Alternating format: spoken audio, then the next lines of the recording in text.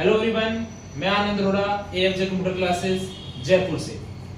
सबसे पहले मैं शुरुआत करना चाहूंगा जिन कैंडिडेट का सीटी का एग्जाम 27 और 28 तारीख को है, उनको मेरी तरफ से पहले तो हार्दिक शुभकामनाएं। और आज मैं बात करने जा रहा हूं इस टॉपिक पे जो कैंडिडेट इससे पहले वाला सीटी का एग्जाम क्लियर कर चुके हैं। मेरे साथ में 2 कैंडिडेट मेरे साथ बैठे हैं और इन लोगों से मैं ये पूछना चाहूंगा कि आखिरकार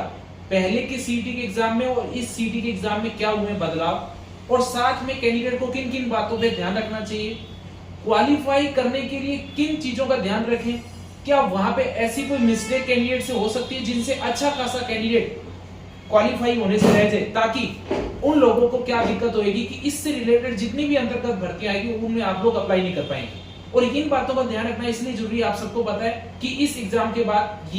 इसकी वैलिडिटी लगभग 3 से या 5 साल तक वैलिडिटी रहेगी, तो वापिस हर साल एग्जाम नहीं होगा, तो बातों का ध्यान रखना बहुत जरूरी है। तो सबसे पहले मैं बात करता हूं यहाँ पे पीयूष जी से कि आखिरकार किन किन बातों में हुआ है बदलाव। यानी बेसिकली पहले तो ये बताइए कि पहले के एग्जाम में और इस एग्जाम में क्या हुआ बदलाव। नमस्कार दोस्तों, देखो पहले के एग्जाम और इस एग्जाम में मेन डिफरेंस ये है कि पिछली बार सीटी के एग्जाम में क्राइटेरिया फिक्स नहीं था। पिछली बार सीटी के एग्जाम में कट ऑफ बेसिस पे एग्जाम था कि उस सीटी के अंतर्गत आने वाली भर्तियों में विद्यार्थियों का फॉर्म भराए जाएंगे और 15 गुना विद्यार्थियों की लिस्ट निकल जाएगी। लेकिन अब की बार इस सीटी के एग्जाम में 40% और ST/ST का 35% का क्राइटेरिया फिक्स कर रखा है। तो हमको पता है कि इस एग्जाम में 150 क्वेश्चन आने वाले हैं, तो 150 क्वेश्चन का 40% 60 क्वेश्चन तो सबके लिए, और ST/ST के लिए 35% लगभग 53 क्वेश्चन बनते हैं। तो इस एग्जाम को क्रैक करने के लिए सबसे पहले हमको ये ध्यान रखना चाहिए कि इस एग्जाम का 2 पोर्शन में डिवाइड होगा, एक जीके का पोर्शन और जीके के अलावा बाकी पोर्शन इसमें math, science, Hindi, English, reasoning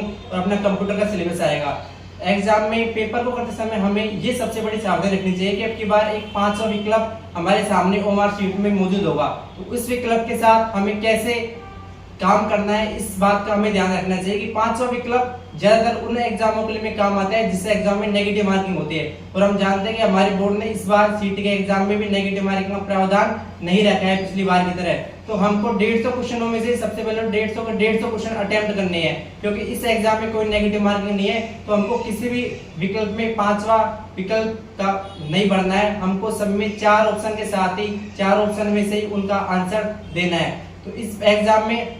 GK का पोर्शन और जीके के अलावा पोर्शन, जिन विद्यार्थियों का जीके का पोर्शन मजबूत है तो उनको जीके के पोर्शन में ज्यादा टाइम देना चाहिए जिसके लिए उनका टाइम वेस्ट नहीं हो, और जिन विद्यार्थियों का मैथ, साइंस, हिंदी, इंग्लिश इनका पोर्शन अच्छा है तो उनको इस पोर्शन में अधिक टाइम देना चाहिए और जीके के पोर्शन को लास्ट में करना चाहिए। अगर पेपर मिक्सअप होके आता है तो उनको क्वेश्चनों को स्किप करने की टेक्निक अपनानी चाहिए और पहले जो क्वेश्चन आते हैं उन क्वेश्चनों को करना चाहिए, और जो क्वेश्चन नहीं आते हैं उनको बाद में अप्रोच करना चाहिए। अगर लास्ट में कुछ क्वेश्चन ऐसे बने जो हमको आते ही नहीं है तो हम इसमें नेगेटिव मार्किंग तो है नहीं, तो 4 विकल्प में से एक में से जो आपको बेस्ट लगे सबसे ज्यादा उस विकल्प का चयन कर देना चाहिए। तो मेरे हिसाब से आपको ये